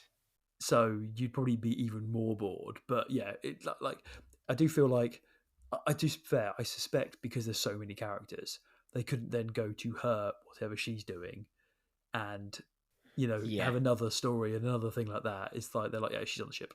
Okay, fine. Yeah, they need to crack on a bit. They need to move it along. Yeah. And the thing I love about this bit is them all kind of going back into that mode that kids frequently do when they go home and just like playing with random stuff. Yes. And you've got like, obviously there's some new stuff there. It's like, why is there a sarcophagus in my room? Or is it in my lab? And yes. Yeah. And then Thena's just like waving Excalibur around and there's the trade between Icarus and Druig of like the emerald tablet for Twinkies. For Twinkies, and the emerald tablet is what Makkari and Druig were searching for at the beginning, and they were told was a myth, but obviously not a myth because she found it. Yeah. Which is all the fun with history stuff that I like as well. Yes. Yeah, absolutely. And it is the sort of thing that, particularly for a speedster who can like run around and like dive into tombs as soon as they're opened without anybody actually noticing and sort of run away with something before they even know it's there. It's always good fun. Yeah. But Fastos starts getting to work now, doesn't he, with planning as you say, and everyone just starts dicking around. Yeah. Yeah, they plan to create the Unimind, and they quickly say, "Oh, this is a better name." No, I named it first. I'm going to name it Yeah. because that is the comic book ridiculous name. So I'm Yes. glad they did that, and they called out how rubbish it sounds. Yeah, about putting Tiamat to sleep to help humans either escape the planets by advanced technology to quickly get, basically buy time.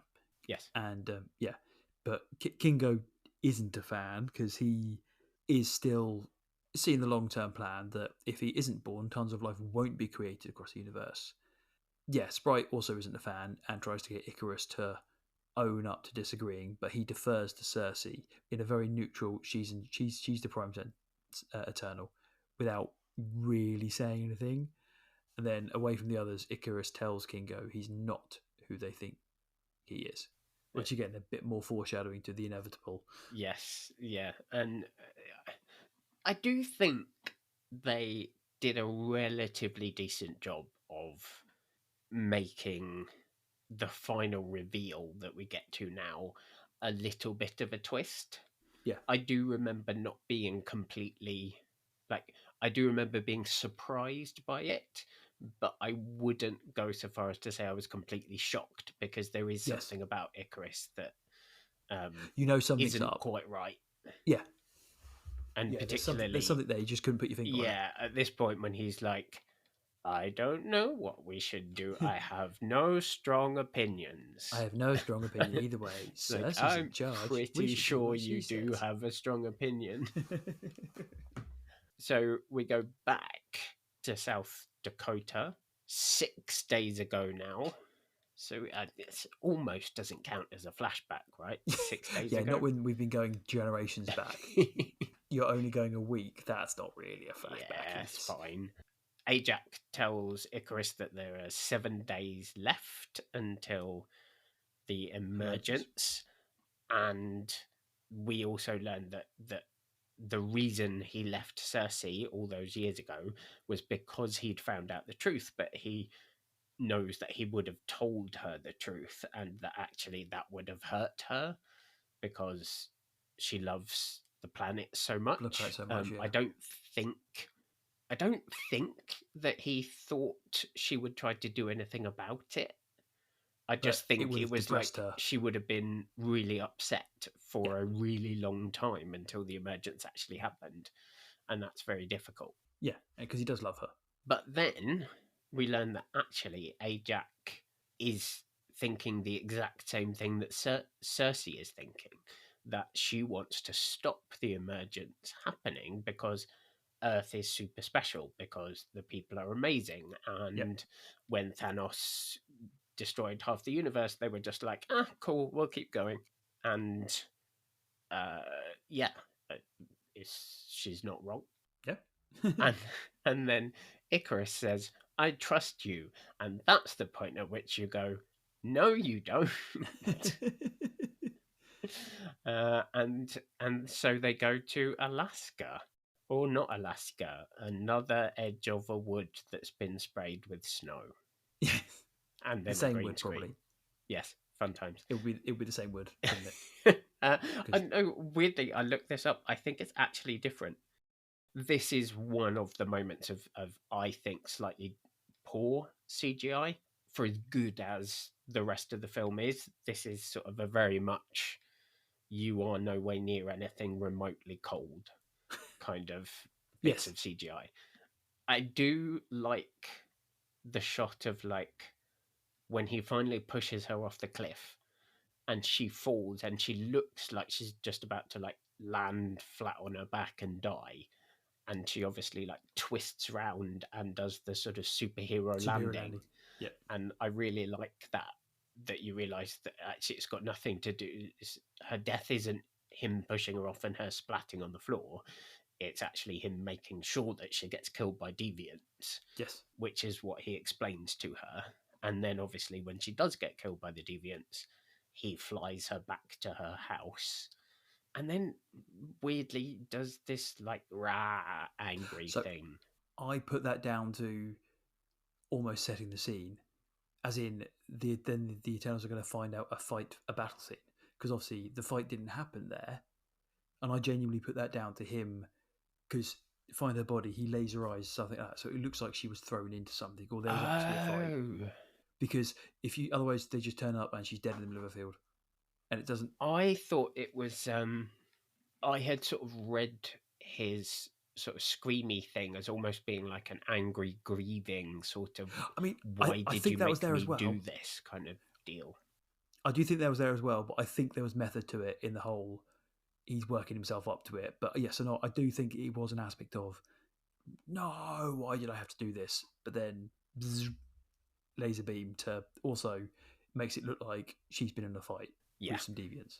and it's this is where they do a really good job of turning him into a full-on bad guy Yeah, very, very quickly.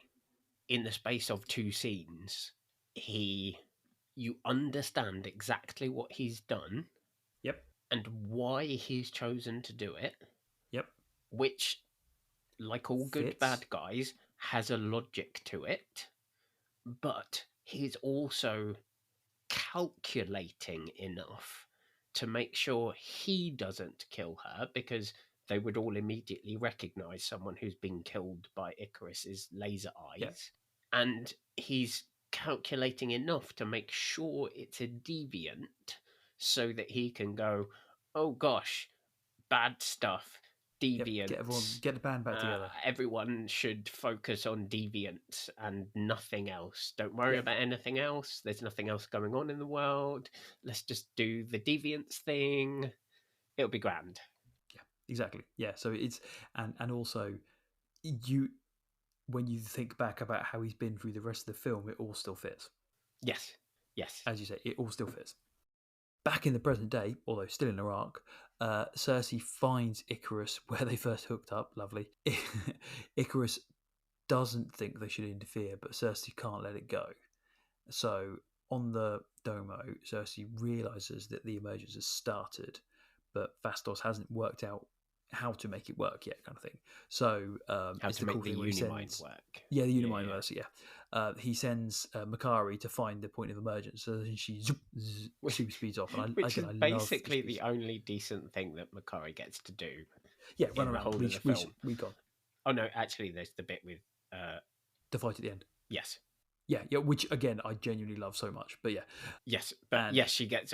And you were saying before we started recording that the speedster effects yes, I love them. are very, very cool.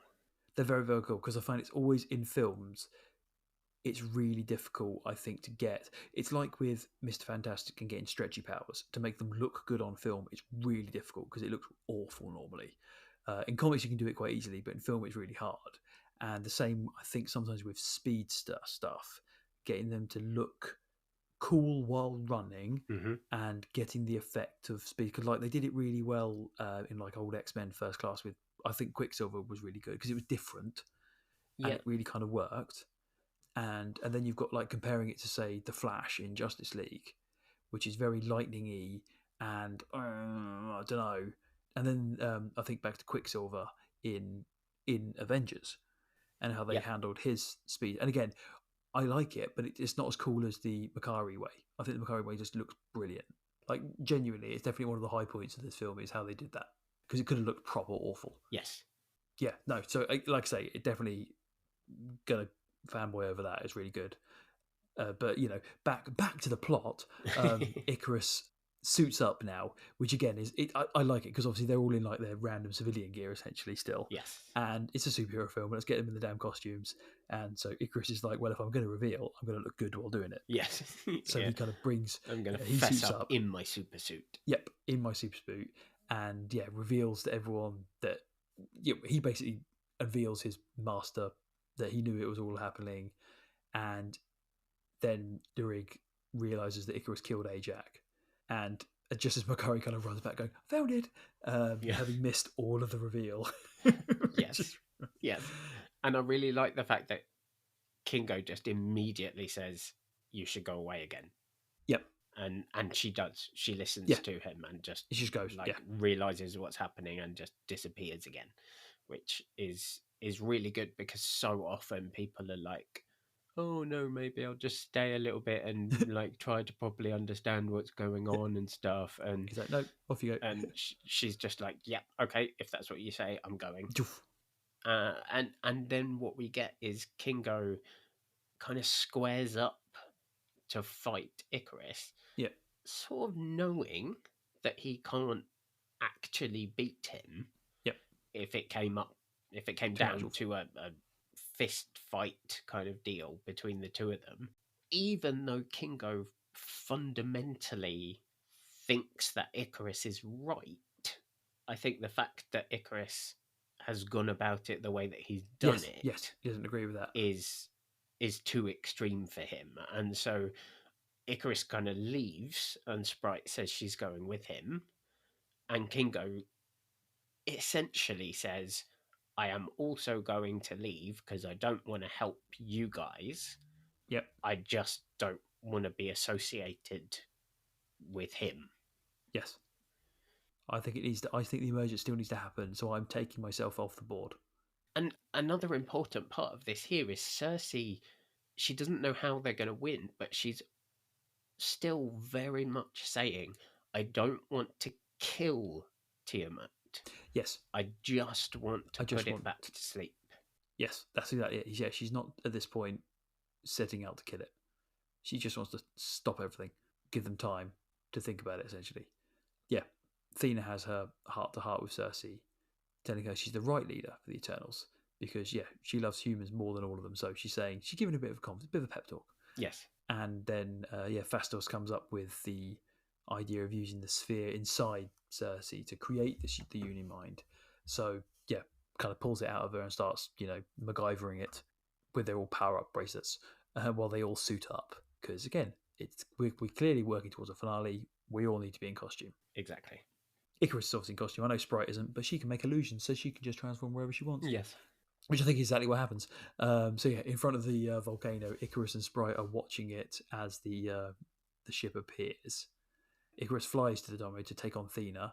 Druid, Makkari, and Cersei join together for a mini Unimind, and then Athena and Phastos join up, but Icarus sees what's happening, interrupts, proper attacks Druid, and then crashes the Domo, just like rips it apart. And then, again, one of my favourite scenes is Makkari attacking Icarus at super speed. Yes. I love it. Yes. Honestly, it's just so well done. It's brilliant. And the fact that technically she's weaker than Icarus in terms of overall, Eternals top trumps. Yep.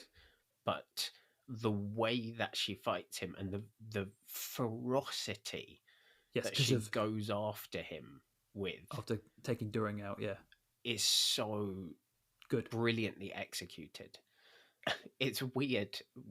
We talk about story in fight so often, and for a fight that happens this quickly, in so many different versions of what that can mean, for a fight that happens this quickly, you understand what is happening at every single moment of this fight. Yes. And it is just wonderful.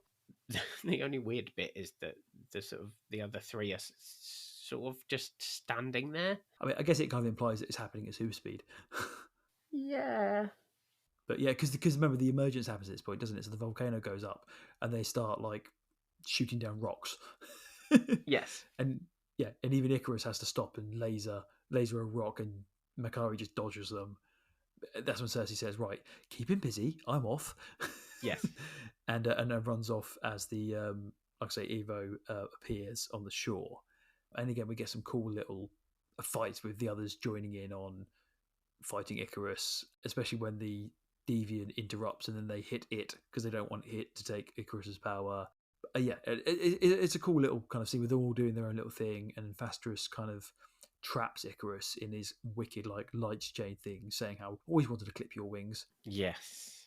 It sets up the kind of confrontation between Cersei and Sprite, where she pulls a Loki and does the whole illusion. And as soon as you see Ajax, I was like, well, that's obviously not Ajax.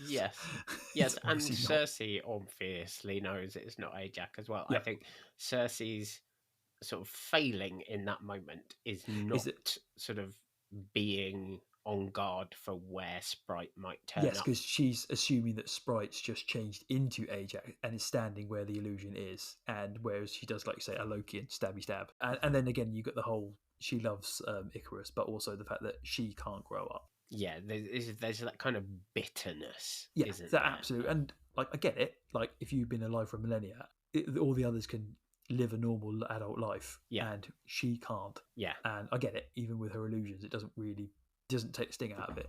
But then, she's doing a big speech, and then Druid turns up and knocks her out. Yeah, Sprite is then also guilty of the same failing that Cersei had of Yes, not paying attention around You need to her. mind your surroundings. And it's like, the weird thing is that Druid must have walked all the way up there. So he must have been walking, like, it's a big flat area. He must have been like 100 meters away when they started fighting, and he sneaks up on her. I love it. Love it. But yeah, so like I say, she gets knocked out, and he's basically like, it's up to you now. And then Thena has her showdown with the Deviant in the cave, which is cool. It's a cool fight. It's a cool fight. It gets the better of her, and you can see it's about to kill her, and she chops it. Yes. Again, in a cool reversal. Into many pieces. And that's that one done. And it highlights how Crow, the Deviant, has evolved, but not evolved enough to understand, I guess, like, I know Eternals aren't humans, but human emotions. Yes. Because it's when the Deviant is pretending to be Gilgamesh that she's like, hold on a second, that's not who you are. I remember, which is super wanky, but I remember, and it wakes her up enough to chop it into pieces. Chop. And then the oceans start to swirl, and the ground breaks up, and the celestial begins emerging, and it does have this wonderful sense of scale, where you see just these giant things sticking up from the ocean. Yeah. And then you suddenly realize, like, holy crap, those are its actual fingers, and it must be enormous. And that's it, because, like, obviously you see the volcano exploding earlier, and you kind of think that that's going to be the whole thing, but then it's like, that's just like a tiny bit in the palm of its hand, basically. Yeah, it's basically like a pimple. Yeah. Yes. So you start to see it coming up. Its hand is sort of around the island, and you start to see its head emerging right out on the horizon. Icarus goes after Cersei, who is sort of doing this weird, like, freezing thing on Tiamat's palm, but it's not entirely clear what she's doing, and it's taking a very long time. Like, I mean, I genuinely interpreted that as soon as I saw it as she's changing it to stone. Yeah. For me, it looked much more freezy than stone, but yeah, essentially, I thought it looked like marble, basically. I mean, we know now that's not what it is, if you've seen Captain America. But yeah. I have not, and we haven't got there yet. Nope. But whatever's happening, Icarus gets there to stop her, and then he can't stop her because, memories. Because he loves her. She connects with the ground, and then sort of out of nowhere, she starts floating, and she connects to the whole Unimind of everyone without actually asking to. I think it's one of those, from what I read, it's not, I think it's forced upon the others. Yes, exactly. That's what I'm saying, because obviously even the ones who are on the other side lock into it. Yes. So I think it's kind of like, oh crap, yeah. Yes, exactly. She didn't ask, she just did it. Yeah. And then she, she freezes or marbleizes or stones the whole of Tiamat. Yep. Icarus then does this weird, like, I'm sorry, and she says, I know, and then he just disappears and goes and flies off into the sun, which is a very poignant moment. Yeah. See what they did there?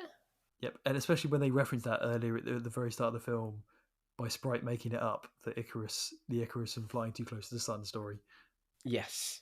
I forgot about that. Don't know that's like Sprite made up at the start. Like that. That's in that Babylon scene, isn't it? Yes. Then we have Cersei telling Phastos that Tiamat joined their Unimind. Join the Unimind, yeah.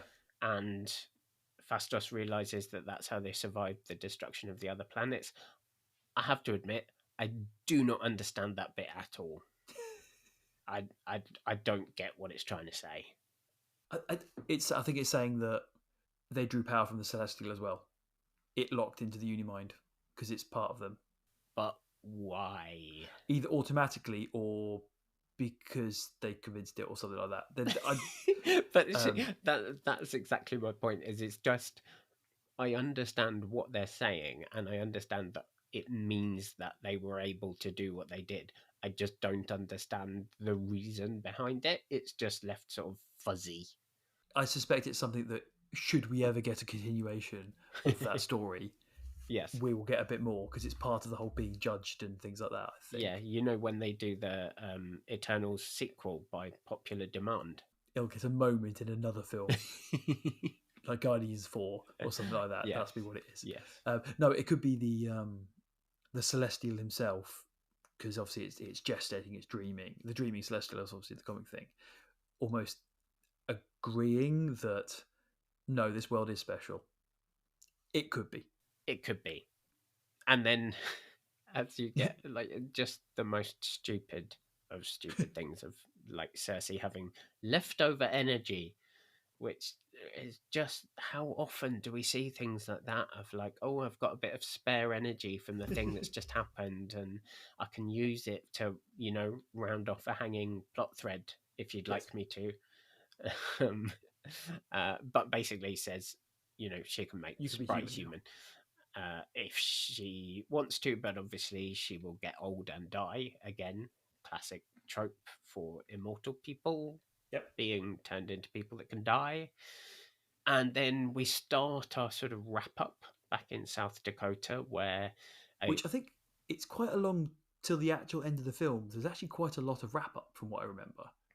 It's not that long. It feels like it's, because obviously they just, it feels freaking endless, because the film has been freaking endless. I mean, admittedly, the film is really long, so yeah, it's very long. Yeah. But yeah, sorry, we're in South Dakota. But yeah, I really don't think it is that long. I think it's about 10 minutes. I don't know. I think it just felt like it was longer, but there we go. Yeah. Either way, we wrap up. We get another TV broadcast saying that no one knows what the thing in the ocean is. So obviously, in a world where superheroes are a real thing, it helps us to understand that the Eternals have not unmasked themselves. Yep. We then get a little bit of bonding between Thena and Jack, which I really, really like. Just the sort of using the spear to get the orange down off the side, and Phastos coming in and being like, whoa, whoa, whoa, whoa, whoa, whoa, whoa. And the completely understandable reaction from Phastos going, you are not babysitting. Yes. Completely. What are you doing? Yeah, I love it. I love this whole little scene in South Dakota. And they go outside and we see Thena, Druig, and Makkari head off to find other Eternals to go and tell them the truth. Yep. One little bone of contention being that Druig asks Makkari whether or not the Eternals will believe them. And that takes us to London, where we see Kingo and Cersei leaving Sprite to being a human child who she's suddenly addicted to her phone. Yep. And she's sort of being chauffeured by Karun. And I sort of take it as Kingo and Karun are taking her off to some boarding school. Yeah, that's what I take it as, yeah. Before they head back to keep going with Kingo's career, I assume. Yeah, which is going to get cut short. Cersei then, not sure they did the right thing, but Kingo, rightly points out, done now. That's it, done now. Yeah. No point Claro school built milk. Yeah, Dane arriving, and then they go for a walk. And this is again where we start to tease now, which I don't know if for you'll be like, in the spirit of No More Secrets, Dane says his family history is complicated. Yes, which from your point of view, because you're like, this is just Kit Harington, and at least are you now a bit like, there's more to him? Well, see, I think where I'd got to by this point is it's a 2.5 hour plus film, yeah. And Kit Harington is not just a 2 or 3 scene as a boyfriend actor. Yes. Like he's not just random No. human love interest. He's Kit Harington. So he's quite as popular at this soon point. as he says like, I have complicated family history, Yep. you're like, okay, so I have no idea who you actually are, Yep. but I get that, you know, you could be a superhero in your own right. You could be, you know, Captain America's son, or, Yep. you know, whatever it might be. I can see that there is more. And so, yes, potentially Dane is quite exciting. Definitely Black Knight. Yeah, definitely fun. Yeah, Captain Britain, all that kind of fun stuff.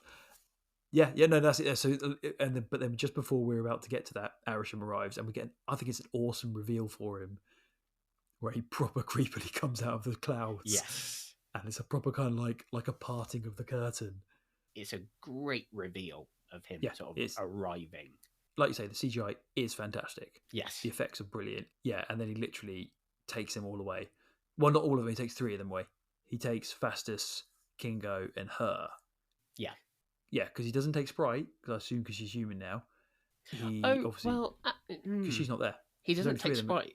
No, doesn't take Sprite. He takes everyone else, though, doesn't he? No, he just takes 3 of them. Because the others are on the ship. Yeah, of course, because the others aren't there, are they? Because Icarus is dead. Gilgamesh is dead. Ajax is dead. Ajax is dead. Athena. Fastos. It's just Fastos, Cersei, and Kingo. Fastos, Cersei, and Kingo. Who are They're left the only ones. And it's as only Eternals those 3 on Earth. Yep, that's right. And the other 3 are off. And they're taken away to, he's going to use their memories of humanity to judge humanity. And I think it normally takes 50 years for a judgment to happen in the comics. But sorry, it takes 50 years, did you say? I think as he deliberates. Right. Because remember, time is different to them. Yeah. And stuff like that. Yeah, I think 50 years is something that's coming to my head, but I could be wrong. It could be one of those. It's one of those things that's probably very malleable. But yeah, and then we end. That's it. Yes, thank goodness for that. And then we get a nice, again, a very cool Marvel credits, as in the effects of them going through the credit sequence. Yeah, it's tied in quite well, isn't it? Yeah. And then we get some mid-credits. We get back on the Domo, so the 3 Eternals are wondering communally, so why haven't we heard from everyone on Earth? And then Pip, the troll, rocks up, voiced by Patton Oswalt. Oh, it's a shame because it's so badly CGI'd. It's one of those letdowns, this is one of the now. Like it feels like maybe they stuffed this in. Yeah, very, very last. Yeah, it really does, because the set wouldn't have been that difficult. It wouldn't have been that difficult to set the whole thing up. But I mean, I'll send you a picture of him from the comics at some point. He does look ridiculous in the comics. But they could have done a better job, basically. They could have just, I'd have preferred it if they got someone small. And yeah, they could have done a better job. It's really a shame because CGI does look awful. But basically, he teleports on drunk. He's voiced by Patton Oswalt. Yep, Patton Oswalt, who's a good choice for the voice. But he introduces Star Fox, who's Eros, played by Harry Styles. Well, yeah, he introduces him in a lot of different ways. Like he's a proper herald. Yes. Of kind of introduces him as Prince of Titan, brother of Thanos, Star Fox of Mystery Planet. Yep. And there's another couple in there as well. Again, he's an Eternal, so he's been around for a long time. But it's Eros himself who introduces himself as Eros and Harry Styles. And they kind of almost set up I'll help you go find the rest of them. Yes, basically. Because they need help. They need help, exactly. Yeah, they're just flying around all those, aren't they? And then we get the very final post-credit sting with Dane proper procrastinating, opening a box. Yeah. A very sword-shaped box. And then it kind of, opens up and we see the ebony blade, which I think I referred to earlier, but did I not? It's basically the anti-Excalibur kind of thing. Mystical sword, great power. It's tied to his bloodline kind of thing, because he's descended from the original Black Knight from King Arthur, blah, blah, blah. It's linked to the dark god Null, who's the god of all symbiotes, which we haven't seen in the MCU, and we probably wouldn't because symbiotes and Spider-Man yet. We don't know. Yeah. And also, which ties into Gore and the God of Killers. And that blade, it ties into that kind of stuff. It's not that blade, but it's a similar kind of thing, which again was ruined in Thor: Blood and Thunder, but we'll get into that. Love and Thunder, but we'll get into that. And there's basically... an inscription on the box Yes. as well that says Mors Mihi Lucrum, which we get subtitled as Death is my reward, which I'm assuming is something that is Black Knight-y. It's basically the blade itself is like it can deflect magical attacks, it can absorb energy directed at it, it's immune to magical stuff, it can even absorb like Zeus's lightning bolts and stuff like that. It can kind of, cut any substance except other enchanted weapons or adamantium, although it's a bit dodgy, that one. Even Iron Man's extremis armor kind of thing, so it's really uber blade. The sword's indestructible, and the kind of blade and wielder are linked. Yeah, so you can transport people around into an ancestor, body of an ancestor and stuff like that. Right. He can also kind of telekinetically summon it like Mjolnir.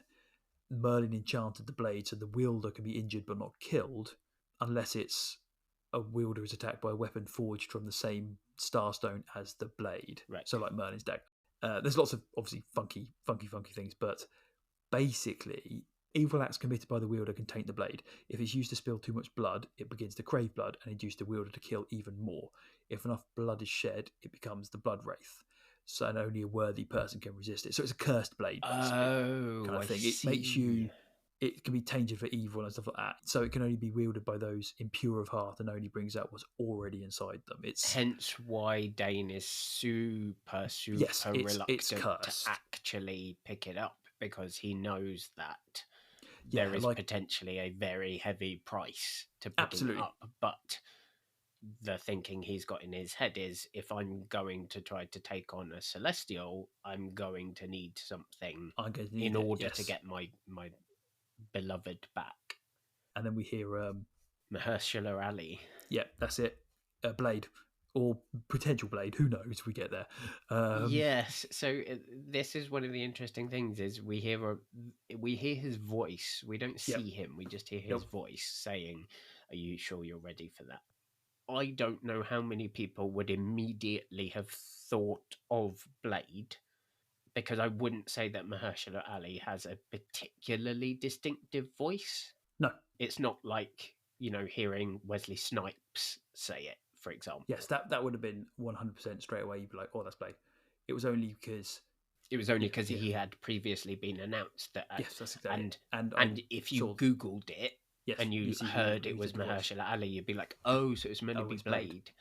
Yeah, that's exactly it. And so I guess the question for you at that point as well is like, does Blade have a connection to it? No. And right, okay, so not that I'm aware of. There was nothing in there that made you think, oh, I bet that voice is Blade. Yeah, no, I don't think there's anything genuinely that I can think of. I may be wrong because again, I have just sprung this on you, to be fair, so you haven't had a chance to look it up or anything. But I can't personally remember. Yeah. Much interaction, if any interaction between the two. That doesn't mean they don't, because remember also Black Knight is British and Blade is in America. I don't know who Black Knight is, so yeah. I don't remember that he's British because I don't know him. You don't know? There you go. It's like, because he's obviously, because he comes up with in like Captain Britain and all that kind of stuff. Captain Britain being the brother of Psylocke from X-Men, but there we go. I couldn't think of any connection, but I'm guessing in this one they're going with the whole mystical, because the whole ancient sword, mystical bloodline, blah blah blah blah blah. That could be a tie into vampires and ancient stuff, because we haven't obviously touched on that yet in the MCU. Yes, I'm sure they can make a connection. Yes, basically, yeah. But again, I now think back to Wesley Snipes in Deadpool, and I'll be the only Blade, and Deadpool fourth wall camera break, yeah. Yes, but yeah. Yes. So. That is Eternals. Boom. I know I dunked on this a lot during this episode, and it is because genuinely I think it's the worst of the films up to this point. That's part of what I love about doing this rewatch, though, is the films that you hold in your head as like, this was just awful. Yeah. when you rewatch them, there are things that you can pick up and that you see that you're like, well, this was actually quite good in it. This bit was quite good. This thing that they did was quite good. The choice that they made was quite good. And in a way, it makes it all the more frustrating when you get a film that isn't good at the end of it. When you look at the elements that kind of make you think the potential was there, though. It could have been exceptional, and it just didn't pan out. I think like the first half hour of this film is actually pretty good. Yeah. I love most of the visual effects work in it. I think it's absolutely stunning and is genuinely some of the best visual effects work in the MCU. Yeah, like I And like looking at their costumes. I'm just like literally yeah, sitting, obviously playing now, and just the costumes all look brilliant. mhm. Like they look really brilliant. The production design is exceptional. You know, the way that everything ties into everything else, the way the Domo reflect their costumes, Yep. which reflect their sort of origin, the way that it's that actually, if you really pay attention to it, you see that everyone keeps their color scheme in their Yes. kind of human clothing, as it were. They're like non-uniform days. Yes. Yes. There are so many things like that where you see the care and attention that went into making this, and you just wish that there had been a good enough, strong enough story, and that they hadn't dropped the ball at some of the key moments. It feels like it was a victim of either timing, circumstances, or little things. Like you say, it could have been great. It really could have been, and it had lots of things against it. And part of it is the whole completely new ensemble cast, and the fact that it didn't feel, because you didn't have any returning characters at this stage, it didn't feel like it was in the MCU in the Yes. respect of, even though they obviously keep name dropping and talking about Thanos and kind of establishing that they are in the MCU quite clearly, but the fact that there wasn't even any like Coulson equivalent just to tie it in, I don't know. I think that maybe would have helped. Yeah, Or if we'd even have one seen, little crossover character might yes, have helped sell it. even if it was a case of we saw scenes like the Avengers battle in New York and we just saw Cersei walking by and not interfering, Yeah. or something like that, or all of them at some point, if during their many flashbacks, like I say, they'd been involved in, yeah, we'd have seen a World War II one, and you'd see Captain America. Yeah. Again, he'd be there, but you wouldn't, like the Eternal who was in that scene wouldn't interfere. Yeah. Even if it was Makkari zipping past and just running around and just watching it, that would have been cool. Yes. I genuinely think that would have really helped. I agree. I think I actually genuinely off the top of my head, I don't know how many Eternals there are. I think it's 11, maybe. But however many there are too many to introduce as main characters in a film. In a film where none of them have turned up before. Even if you look at something like Guardians of the Galaxy, you've got five main characters, and then yes, the rest of the world is new characters, but they're not important characters. Yes, in they're just terms background. of They're like set dressing. remembering who they are and needing to follow their sort of through line through the whole film. But actually, you need to remember who all of these people are and what their powers are and everything else. And actually, it's just too many people to introduce and get any sense of depth from. Yeah, so I think that's the thing, and yeah, but otherwise, as you say, rather than dunking on the entire thing, there are some fantastic shots, there are some fantastic effects, and there are some great bits in it. So like, it's not a complete loss. Again, speedster effects, amazing. It's just also a sad thing that even after the film, it doesn't get referenced for a very long time, considering it's quite a massive. Because like a lot of these, films, they have something happens, and like in Iron Man 3, okay, the extremist thing happens. There's a few explosions around the world. There's a big battle in like a kind of depot, essentially. That doesn't need to get shown around the world, but this is a massive, giant thing coming out of the ocean, and the fact that it was not referenced feels like Captain something that America. other superheroes might pay attention to. Yes. I mean, I guess this only happened over 6 days, technically. Yeah, it's like 2 days from the earthquake until the emergence. Yeah. So actually, so yes, I guess technically they probably wouldn't have, because at this point, I can't remember how close we are to this. Obviously, Thanos has just happened, more or less, and the snap's just happened. But I don't know where the rest of the superheroes are. Again, that's why they didn't name drop exactly where we are. Because if they'd have Yeah, but actually put them in, we would have got some I context. think what I'm talking about is it not being referenced in the films that followed. Yeah, and that was annoying. Like you feel like Doctor Strange would have picked up Referenced on it. something and Yes. been like, maybe I should go and look at this strange Or thing even that's just just seeing emerged it from on a the news ocean. report or something, or just Yes. making an offhand comment about it. But hey, it does turn up in the end, and actually, technically, it is really important for the next step with what it introduced in Captain America, kind of thing, of what it means going forward, kind of thing. So it feels like they found a use for it. I don't know whether that was always the plan. I don't know, or they had to change it because of the reception. I don't know, but I guess maybe our director's commentary in the future we'll find out. Yes. Yes. Maybe. Maybe. And that's our show for this week. If you want to rewatch along with us, next time we'll be talking about Spider-Man No Way Home. You can follow our show at MarvelingPod on Instagram, TikTok, and YouTube, or email us your thoughts on geeks@marvelingpod.com. And if you enjoyed the show, please share it with just one other person. It really would mean a lot to us. And that's it. Thanks so much, Ollie. Thanks very much, Dave.